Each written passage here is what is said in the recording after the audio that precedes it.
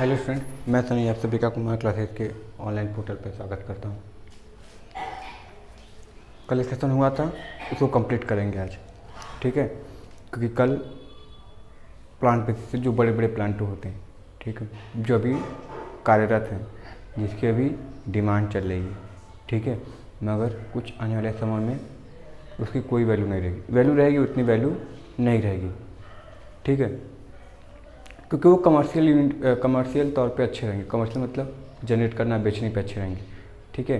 कुछ दिनों बाद क्या होगा, कुछ लोग घर घर अपना पावर प्लांट बना लेंगे। पावर प्लांट बनाने का मतलब कि जब अपना सोलर पैनल लगा लेंगे तो उनके घर का खुद का प्लांट रहेगा, ठीक है।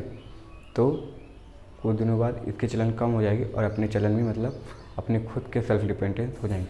अब धीरे धीरे देख ही रहो कि मतलब हर 10 घर बन रहे हैं, तो हर 10 घर में से 3 घर 4 घर में क्या है, अपने खुद का जैसे ही वो हो रहे हैं, घर तैयार हो रहे हैं, उसके साथ इंस्टॉलेशन कर ले रहे हैं सोलर पावर प्लांट का, क्योंकि वो इसकी इंपॉर्टेंस जानते हैं।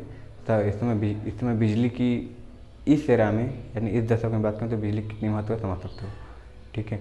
कंटिन्यूटी ऑफ सप्लाई कितनी इंपॉर्टेंट है, उसको मद्देनजर रखते हुए वो कर ले रहे हैं पहले, ठीक है। तो कल हम लोग क्या पढ़े थे, रिन्यूएबल सोर्स ऑफ एनर्जी पढ़े थे। रिन्यूएबल मतलब जो पुनः रिन्यू कराना मतलब क्या होता है, जो पुनः तुम बना लो, कोई दिक्कत नहीं, ठीक है। बार बार बनते रहेंगे, बिगड़ते रहेंगे, कोई दिक्कत नहीं, ठीक है। और नॉन रिन्यूएबल मतलब जिसको तुम दोबारा रिन्यू नहीं करा सकते, एक बार वो वेस्ट हुआ तो ख़त्म हो गया, ठीक है।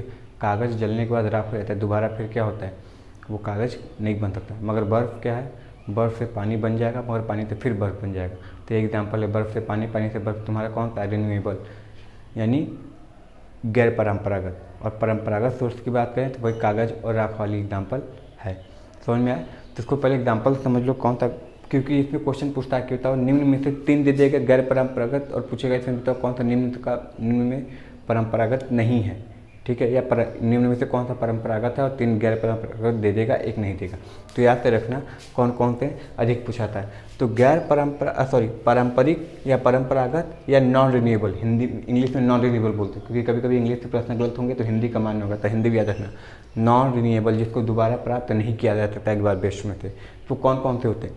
पहला तुम्हारा हाइड्रो हो जाता है, दूसरा थर्मल हो जाता है, तीसरा न्यूक्लियर हो जाता है, चौथा तुम्हारा क्या रहता है, देखो यहाँ पे गलत लिख दिया, इसको डीजल करो ना, डीजल होगा ना, डीजल पावर प्लांट। पेट्रोल भी तुम प्रयोग कर सकते हो, उसके ऊपर जैसा सा प्रयोग करने के लिए बोलेगा, ठीक है। तो ये जो मेनली 4 हैं, ये तुम्हारे क्या है, पारंपरिक हैं या फिर नॉन रिन्यूएबल, दोबारा इसको प्राप्त नहीं कर सकते। एक बार गया तो गया, इसका ईंधन खत्म तो खत्म।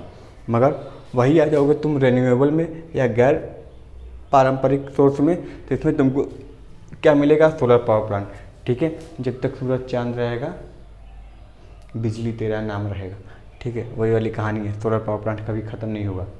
दूसरा विंड पावर प्लांट, कभी भी हवा बंद नहीं होगी, ठीक है। तो मैं ना, हवा कभी बंद नहीं होगी और बिजली हमेशा बनती रहेगी। बायोमास पावर प्लांट, ठीक है, कचरा हमेशा होगा।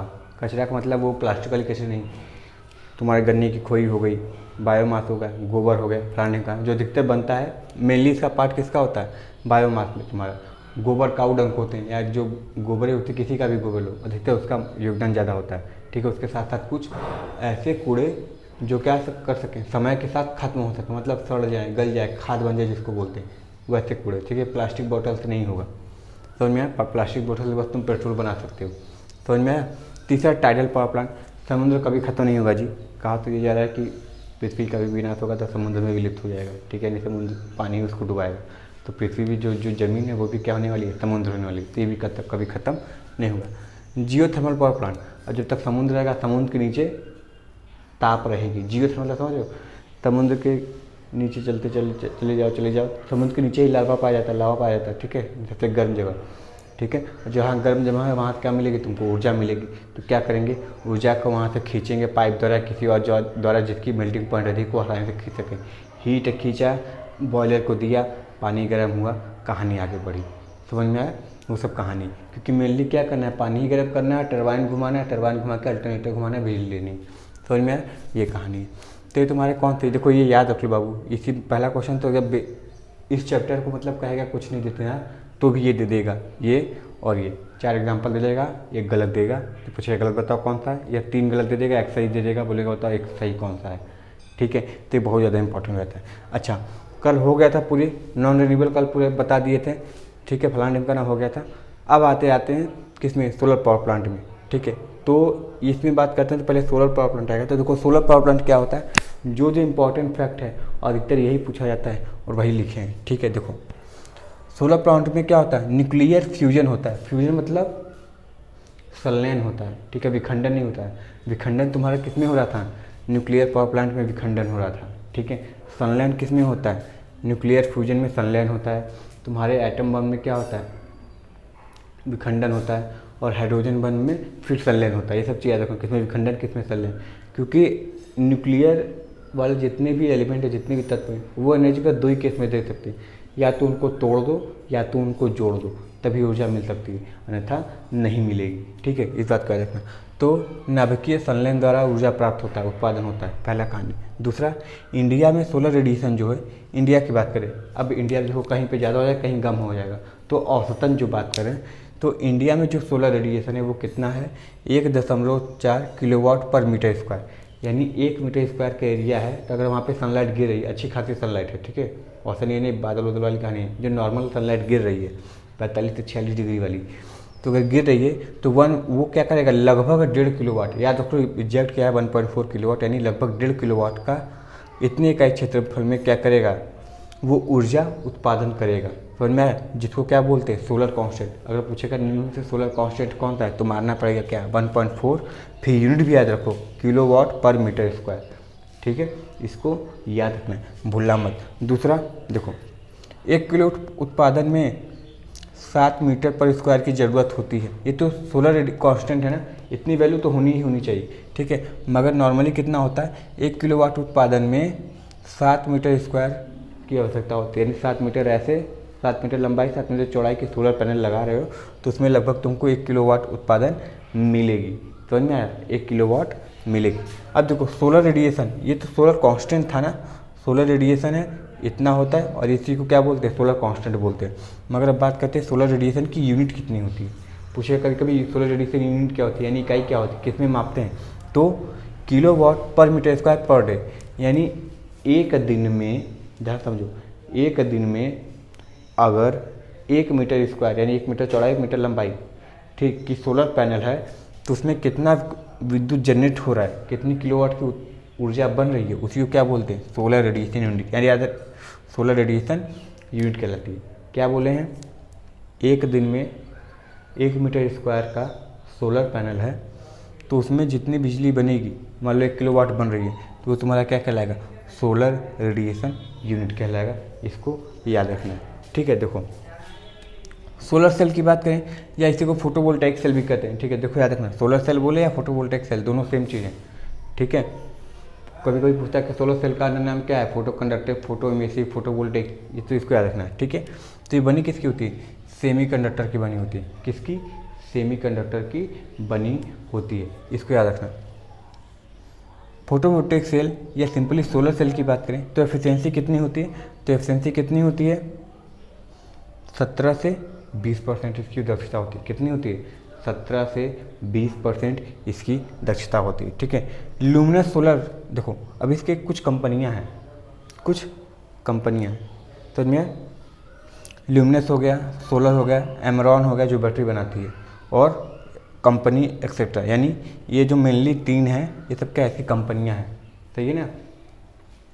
अभी तो और भी आ रहा है जी, और भी कंपनी क्या है, मतलब याद रखो कि जितनी तुम्हारी बिजली वाली कंपनी है, ठीक है, वो धीरे धीरे क्या हो रही है, इसमें कूद रही है, क्योंकि इसका महत्व वो समझ रहे हैं कि आने वाले दिनों में इसका क्या चमक रहेगी, ठीक है। हर जगह यही दिखेंगे छत पे तुमको, ठीक है। आदमी क्या करेगा, टीन शेड नहीं छवाएगा, इसी को छवा देगा, समझ में आया ना, इसलिए, मगर इससे खतरा भी ज़्यादा होता है, ठीक है। तो कभी खतरा का चर्चा होगा। ल्यूमिनस हो गया, सोलर हो गया, एमरॉन हो गया, ये सब तुम्हारे क्या है, कंपनियां हैं जो सोलर सेल, सोलर पैनल बनाती है, ठीक है। अच्छा, इससे रिलेटेड कुछ इंजीनियर तो बात तो पता होनी चाहिए, जैसे बैटरी में याद पता था, तो इसमें क्या पता है, अगर तुमको हाई वोल्टेज के लिए तुम इसको लगा रहे हो, अगर ये तुम सोलर पैनल हाई वोल्टेज के लिए लगा रहे हो, तो तुमको जितने भी सोलर सेल हैं, जितने भी सोलर सेल हैं, ठीक है, उनसे पहले तो बैटरी कनेक्ट करोगे, और उन सारी बैटरी को किस में कनेक्ट करना पड़ेगा, तुमको सीरीज में कनेक्ट करना पड़ेगा, ठीक है। जो इन्वर्टर आता है, हम लोग बोलते हैं बैटरी को इन्वर्टर, मगर वो इन्वर्टर नहीं होता। इन्वर्टर वो होता है जो डीसी को एसी में बदल के देता है, यानी जो बैटरी के ऊपर वो बक्सा रखा होता है ना, ठीक है, ट्यूबुलर इन्वर्टर से सब जो लिखा होता है वो सब तुम्हारा एक्चुअली क्या है, इन्वर्टर। वो तो बैटरी है जी, ठीक है, बैटरी। तो अगर तुमको हाई वोल्टेज चाहिए तो उन सारी बैटरियों को किस में करना पड़ेगा, सीरीज में कनेक्ट करना पड़ेगा। और अगर तुमको हाई करंट रेटिंग चाहिए, अगर उच्च धारा की रेटिंग चाहिए, तो उसके लिए तुमको सेल को पैरेलल में कनेक्ट करना पड़ेगा, ठीक है, पैरेलल में कनेक्ट करना पड़ेगा, ठीक है। इतनी चीज़ें याद रखो। तीसरा, इसमें किस मोटर का प्रयोग होता है, सबसे इंपॉर्टेंट क्वेश्चन पूछा है, कौन सी मोटर का प्रयोग, तो स्टेपर मोटर का प्रयोग होता है। किसका, स्टेपर मोटर का प्रयोग किया जाता है। किसमें, सोलर पैनल में स्टेपर मोटर का प्रयोग किया जाता है। देखो उपयुक्त राज्य कौन कौन थे, राज्य ऐसे चुनोगे ना जहाँ पर गर्मी अधिक होती हो, तो जैसे साउथ वाली साइड थोड़ी सी हो जाएगी, जैसे तमिलनाडु, केरला, ये सब हो गया, ठीक है, ये सब सारी जगह पर क्या होता है। और तुम्हारा एक राजस्थान, इधर चले जाओगे तो पश्चिमी साइड, ठीक है, राजस्थान साइड, इस सब में क्या होता है, सोलर पैनल लगाने से ज़्यादा ऊर्जा प्राप्त होती है, क्योंकि उसमें मतलब हम कहें 7-8 महीने आसान से मैक्सिमम धूप आराम से मिल जाती है तुमको, ठीक है। तो उसका प्रयोग करते हैं। समझ में आया। सूर्य का मुख्य सोर्स कौन सा है, हाइड्रोजन है। सूर्य जिससे ऊर्जा बनाता है उसका मुख्य स्रोत क्या है, हाइड्रोजन है, ठीक है। हाइड्रोजन ही उसमें अधिक मात्रा में पाई जाती है, जिसको बोलते हैं हाइड्रोजन का गोला है, ठीक है। और उसी का संलयन होता है, उसमें हीलियम भी पाए जाते हैं, उसका संलयन होता है, जिससे क्या होती है, ऊर्जा प्राप्त होता है। तो आई होप सोलर पैनल समझ में आ गया होगा, क्या क्या चीज़ें इंपॉर्टेंट है वो सारी चीज़ें बता दी। अब ये कैसे काम करता है वो अलग बात है, ठीक है। फोटोन के पार्टिकल आते हैं, h स्पीड से आते हैं, फाइंड बनाता है, इस पर स्ट्राइक करता है तो इलेक्ट्रॉन फ्री हो जाता है। इलेक्ट्रॉन फ्री होने की वजह से क्या होता है, टेम्परेचर जैसे जैसे गर्म होता है रेजिस्टेंस घट जाता है, करंट बढ़ता है। ये सब सारी बातें वो कभी कभी डिस्कस होगी, ठीक है। चलो, ये जो इंपॉर्टेंट पॉइंट है इसमें से सवाल आते हैं और इसको यहाँ पे हम छाप दिए।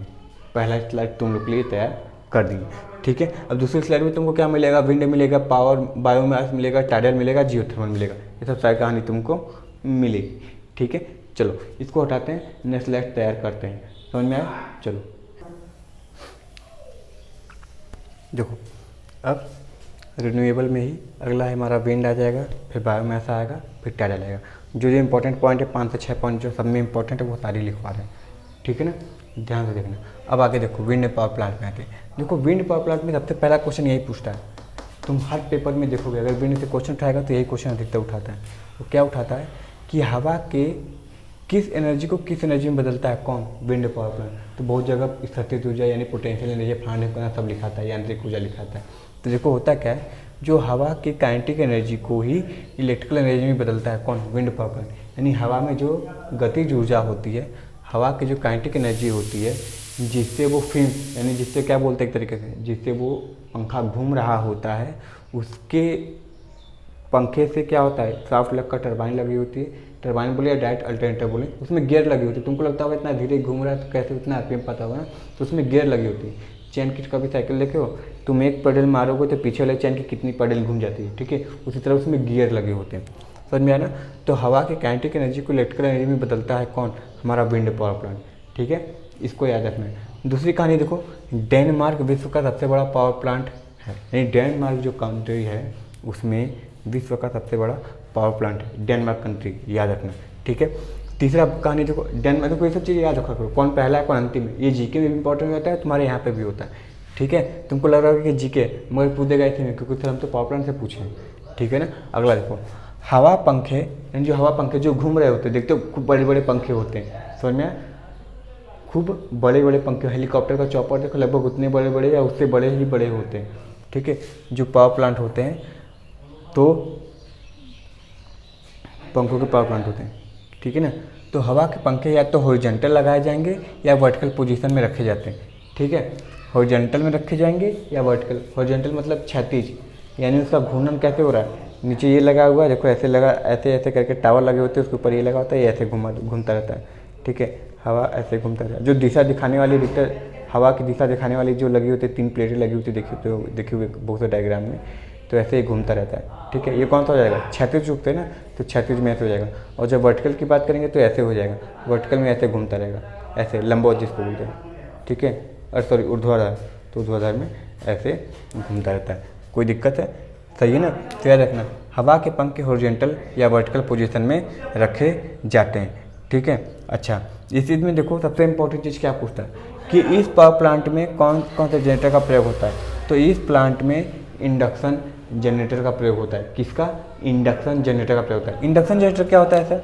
अल्टरनेटर है। अल्टरनेटर अगर सिंक्रोनस स्पीड से भी रोटर अधिक स्पीड पे चलने लगे तो फिर सॉरी क्या बोले, अल्टरनेटर है। अल्टरनेटर का अगर हम एक्साइटेशन हटा लेते हैं, अल्टरनेटर है सिंपली भाषा में, उसके रोटर पर जो एक्साइटेशन दे रहे थे उसको हम हटा ले किसी तरह, तो वो किस तरह कार्य करने लगता है? इंडक्शन जनरेटर की तरह कार्य करने लगता है। ठीक है, इसको याद रखना है कि इस पावर प्लांट में इंडक्शन जनरेटर का प्रयोग होता है। यहाँ से तुम डायरेक्ट दिशा देख सकते हो, कौन सा हॉरिजॉन्टल है कौन सा वर्टिकल है। हॉरिजॉन्टल देख रहे हो ऐसे ऐसे घूम रहा है और वर्टिकल ऐसे ऐसे घूम रहा है, तो इस चीज़ों को याद रखना है। ठीक है ना, चलो ये खत्म हो गया। अब आते हैं किस पे? बायोमास पावर प्लांट पे आते हैं।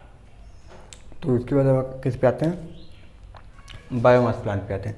देखो बायोमास, बायोलॉजिकल चीज़ें, कोई भी चीज़ें बायो समझे मतलब जैविक चीज़ें, तो तुमको हमेशा फ़ायदा ही पहुँचाएगी, नुकसान नहीं पहुँचाएगी। ठीक है, होम्योपैथिक दवा की तरह। तो मैं तो उसमें अगर बायोमास प्लांट की बात करेंगे तो बायोमास प्लांट अधिकतर घर में होता है। तुम गांव देहातों में देखे होगे, गांव देहातों में होता है, कुआं आकार बना देते हैं। ठीक है, उससे पाइप निकली होती है, उस पर खाना भी बनता है। ठीक है, चाहते इसमें बिजली का प्रयोग कर सकते हैं। खाना बनने में जब गैस निकल रही, आग निकल रहा है, उससे बॉयलर को गर्म करो, पानी को अपना काम करो, कोई दिक्कत नहीं। ठीक है, तो इसमें देखो मेनली किसका प्रयोग होता है? सबसे अधिक योगदान किसका होता है? गोबर का। वो गाय का, भैंस का, किसी का भी हो सकता है। ठीक है, तो इसमें गोबर, डिकम्पोजिबल कचरा। डिकम्पोजिबल कचरा मतलब ऐसे कचरे जो सड़ जाए, गल जाए, जैसे तुम्हारा कागज़ हो गया, लकड़ी हो गया, ठीक है, किसी चीज़ का छिलका हो गया।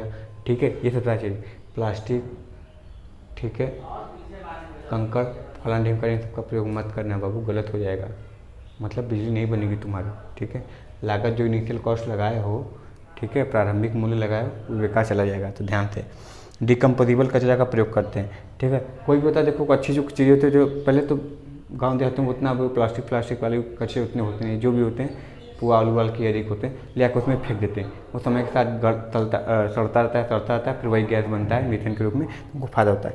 तो डिकम्पोजिबल कचरा का ही प्रयोग करते हैं अधिकतर। इसमें सबसे इंपॉर्टेंट गैस कौन कौन सी होती है? सबसे इंपॉर्टेंट गैस तो केवल एक ही है, सबसे ज़्यादा इंपॉर्टेंट, सबसे अधिक प्रतिशतता गैस उसी गैस की होती है। कौन सी? Methane gas. ठीक है, मीथेन गैस। सीएनजी का नाम सुने हो?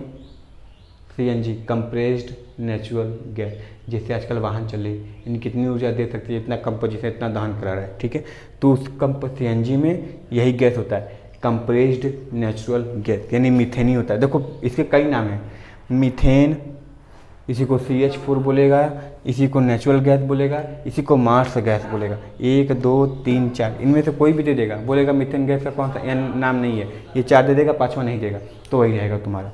ठीक है, तो इंपॉर्टेंट गैस कौन सा? मीथेन, इसको याद रखना है। यह क्या होता है? इको फ्रेंडली होता है। इको फ्रेंडली, गाँव देहात में कोई दिक्कत नहीं, आराम से लगा हुआ है, काम कर रहा है, न पर्यावरण को नुकसान न हमको नुकसान। ठीक है, बस हमको फ़ायदा ही फ़ायदा है, तो और कचरा भी तुम्हारा ले जा रहा है अपने अंदर। ठीक है, तो ये क्या होता है? इको फ्रेंडली होता है। अब याद रखना, सबसे बड़ा पावर प्लांट जो बायोमास का है वो कहाँ पर है? पोलैंड। देखो सारी कंट्री जहाँ पे अधिकतर सारे पोलैंड या किस जगह पर अधिकतर पाया जाता है वो लिख दे रहे हैं। सबसे अधिक पोलैंड में बनता है ये, यानी जो बायोमास का पावर प्लांट है सबसे अधिक पोलैंड में पाया जाता है। ठीक है, या फिर सबसे बड़ा बात करें तो पोलैंड में ही है। क्यों? क्योंकि वहाँ पे कचरा ज़्यादा होता होगा ना क्योंकि इसकी अधिकता, यानी ये क्या होता है, आसानी से बन जाते हैं वहाँ पे। ठीक है, यानी इस सब चीज़ों के वहाँ पे फैसिलिटी आसानी से मिल जाती होगी, इसलिए यह सबसे अधिक पोलैंड में ही बनता है। समझ में आया? ये चीज़ याद रखना। अगला देखो टाइडल प्लांट। टाइडल मतलब ज्वार वाली, टाइड में उठना मतलब ज्वार भाटा जो इसको बोलते हैं, ज्वार उठना, जो दिन में 2 बार उठता है, एक सुबह एक शाम के समय। ठीक है, तो टाइडल पावर प्लांट क्या होता है? इसमें सी के टाइड का प्रयोग होते हैं। सी में यानी समुद्र में जो ज्वारें उठती हैं, जो ऊंची ऊंची लहरें उठती हैं, सबसे ऊंची लहरें जो उठती हैं उसी का प्रयोग करते हैं। इसमें टाइड की काइनेटिक एनर्जी का प्रयोग करते हैं। जो टाइड में गतिज ऊर्जा होती है उसी का प्रयोग हम कर लेते हैं। ठीक है, काइनेटिक एनर्जी का प्रयोग कर लेते हैं। देखिए क्या होता है ना, देखो कुछ डायग्राम बना देते हैं, हल्का सा समझ जाना। ऐसे ऐसे ऐसे ऐसे होती है, ये ऐसे निकली रहती है, इसी के बीच में क्या होता है, ये टरबाइन ऐसे घुमा रहती है। ये यहाँ पे टरबाइन होता है, यहाँ से अल्टरनेटर निकाल के साफ से जोड़ दिए, कोई दिक्कत नहीं। ठीक है, यहाँ पे टरबाइन है। ये जब ज्वार उठती है तो बहुत तेज़ी से पानी इसके अंदर से पास होता है, बहुत तेज़ी से इसके अंदर से पानी पास होगा। जब बहुत तेज़ी से पास होता है तो बहुत तेज़ी से घूमता है, मतलब क्या बताएं, बहुत तेज़ी से घूमता है। और जब ये तेज़ी से घूमता है तो तुम्हारा अल्टरनेटिव भी क्या होता है, बहुत तेज़ी से घूमता है। और क्या कर सकता है, ये जाके बैटरी को ऊर्जा देता है। ठीक है, क्योंकि ज़्यादा समय के लिए नहीं होता है, उठा 2 दिन में 2 बार, ख़त्म कहानी, ठीक है, ज़्यादा देर तक लिए नहीं रहता। तो ये अल्टरनेटर तो ज़्यादा देर तक के लिए ऊर्जा दे ही नहीं पाएगा, टाइडल तो बेकार हो गई। नहीं, ये अल्टरनेटर जो बिजली बनाती है वो ले आके हम बैटरी में स्टोर कर लेते हैं। ठीक है, बैटरी में स्टोर कर लिए, फिर धीरे धीरे उसका उपयोग करते हैं, धीरे धीरे उसका उपयोग कर ले। नहीं तो कितने घंटे के लिए, उतने घंटे के लिए टाइडल का पावर प्लांट का प्रयोग होगा नहीं। इससे जो ऊर्जा बनी, अल्टरनेटर से जो ऊर्जा मिली, उसको हम स्टोर कर लिए, उसका धीरे धीरे अपने आवश्यकता अनुसार प्रयोग कर लें। तो इस टाइप से होता है, समझ में आया? तो ये होता है टाइडल पावर प्लांट। अच्छा, और क्या कहानी है टाइडल पावर प्लांट की? देखो, काइनेटिक एनर्जी का प्रयोग कर ली। टाइड दिन में 2 बार उठता है, याद रखना। टाइड दिन में, यानी ज्वार जो होती है, जो ऊंची लहरें उठती हैं समुद्र में, दिन में 2 बार उठती हैं। पहला, पृथ्वी और सूर्य के आकर्षण के कारण टाइड उठता है, सबसे इंपॉर्टेंट चीज़ पूछता है सर। यहाँ पे भी इंपॉर्टेंट है और जीएस में भी, ठीक है, लोको पायलट खाने का नाम है कि जो समुद्र में ज्वारें उठते हैं वो किसके कारण उठता है? तो याद रखना, पृथ्वी और सूर्य के आकर्षण के कारण ही क्या होता है? ज्वारें उठती हैं। ठीक है, इस चीज़ को याद रखना। फिर लास्ट में है कि सबसे बड़ा प्लांट जो है हमारे कच्छ का रण, देखियो कच्छ का रण जो गुजरात में, जिसको बोलते हैं कि सफ़ेद रेती होती है तो लगता है कि चंद्रमा पे खड़े हैं। ठीक है, गुजरात में जो गल्फ ऑफ कच्छ है, यानी जिसको कच्छ का रण बोलते हैं, वहाँ पे स्थापित है कौन? विश्व का सबसे बड़ा पावर प्लांट। कौन था? टाइडल पावर प्लांट, क्योंकि समुद्र के किनारे भी है गुजरात हमारा। समझ में आया? ये कहानी सही है ना? ये चीज़ है इसकी कहानी। अब अगला लास्ट है हमारा क्या? जियोथर्मल। अब देखो जियोथर्मल कैसे प्रयोग करेंगे और कितने इंपॉर्टेंट पॉइंट हैं जो देखते पूछे जाते हैं एग्जाम में, उसको करते हैं और उसको मिलेगा तुमको किसमें? नेक्स्ट स्लाइड में मिलेगा। तो तैयार हो जाए, मगर उससे पहले बाबू फिर लाइक कर दिया करो यार, शेयर कर दिया करो, सब्सक्राइब कर दिया करो। हम रोए तभी, तुम कर नहीं रहे हो। ठीक है, हमारे मोटिवेशन नहीं मिल रहा, हम तुमको कैसे मोटिवेशन दे बताऊँ? हाँ, कितना मेहनत लगता है बनाने में, तुमको नहीं समझ में आ रहा है। ठीक है, अपलोड करने में 3-3 4-4 GB नेट खत्म हो जा रहे हैं, तब भी तुम लोग को नहीं समझ में आ रहा है। चलो ठीक है, तो आई होप आप समझ में आएगा। तो लाइक शेयर एंड सब्सक्राइब बाबू। ठीक है, चलो नेक्स्ट लाइव तब तक तैयार करते हैं। चलो अब लास्ट हमारा आज की जियो रिन्यूएबल एनर्जी में, और लास्ट टॉपिक है क्या है? जियोथर्मल। जियोथर्मल, जियो मतलब एक ठीक है पृथ्वी की बात है। कहीं भी जियो तो देखोगे तुमका पृथ्वी से क्या होगा? कनेक्शन जरूर होगा। ठीक है, और थर्मल मतलब समझ रहे हो ताप, यानी पृथ्वी के घर में मॉल्टेन रॉक पाया जाता है। ठीक है, पृथ्वी के घर में मॉल्टेन रॉक मतलब पिघला हुआ चट्टानें होती है, पिघली हुई चट्टानें होती है। ठीक है, मोल्टेन मतलब पिघला है। ठीक है, पिघली हुई चट्टानें पाई जाती हैं, जिसे मैग्मा कहते हैं। याद रखना, मैग्मा इंपॉर्टेंट है। पृथ्वी के घर में पिघली हुई चट्टानों को मैग्मा कहते हैं। और ये मैग्मा देखो थोड़ा सा मैग्नेट की तरह नहीं लग रहा है? तो जो पृथ्वी की मैग्नेट है, जो प्राकृतिक मैग्नेट है, जो पृथ्वी खुद बोलते हैं कि पृथ्वी खुद अपने प्रकार में एक मैग्नेट है, वो इन्हीं सब का कारण है। ठीक है, इन्हीं सब के कारण, भौतिक कारणों के कारण क्या होता है? मैग्मा बना है, यानी मैग्नेट बनता है पृथ्वी खुद में। ठीक है, अच्छा, मैग्मा का ताप देख रहे हो बहुत ज़्यादा होता है। कितना होता है? लगभग 4000 डिग्री सेल्सियस होता है, बहुत ज़्यादा ताप होता है। ठीक है, तो इसी ताप का प्रयोग करके हम क्या करते हैं? वाष्प उत्पादन करते हैं, यानी हीट लिए, हीट खींचे पाइप के माध्यम से, जैसे पेट्रोल निकल रहा है, निकालते हैं गर्भ के अंदर, डालते हैं पाइप खींच के, बोरिंग करके निकालते हैं। उसी तरह ये है, उसी ताप का प्रयोग करके हम क्या करते हैं? बॉयलर को देते हैं, बॉयलर क्या करता है? वाष्प उत्पादन करता है। ठीक है, तो अब देखो तुमको पहले बताया, लगभग जितना सूर्य का तापमान होता है ना, उतना पृथ्वी के अंदर उससे अधिक ही तापमान होगा, उससे कम तापमान नहीं होगा। ठीक है, उससे अधिक तापमान होगा हमारे पृथ्वी के गर्भ का। ठीक है, तो ज़्यादातर जो समुद्र के गर्भ में ही ये होता है। क्या? ये वाली कहानी, मैग्मा मॉल्टेन, 4000 डिग्री सेल्सियस से ऊपर गर्मी।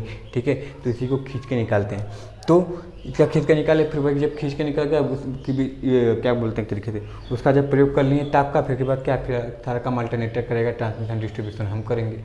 ठीक है, ये कहानी। अच्छा, कौन कौन से इंपॉर्टेंट जियोथर्मल पावर प्लांट है? तो याद रखना, पुग्गा वैली, मणिकरण आदि। ठीक है, पुग्गा वैली याद रखना, घाटी ये मतलब गर्ल्स की बात हो रही है। पुग्गा वैली, मणिकरण आदि, ये सब पावर प्लांट है किसके? जियोथर्मल के। ठीक है, ये सारे इंपॉर्टेंट पॉइंट है जो रिन्यूएबल एनर्जी आते हैं। और मैं सबसे पहला सही क्वेश्चन कि रिन्यूएबल क्या होता है, नॉन रिन्यूएबल क्या होता है, जो तुम लेक्चर के पहले ही हम बता दिए। ठीक है, तो ये सेशन आज यहीं पे ख़त्म करते हैं। आज के लिए बस इतना ही रहने देते हैं।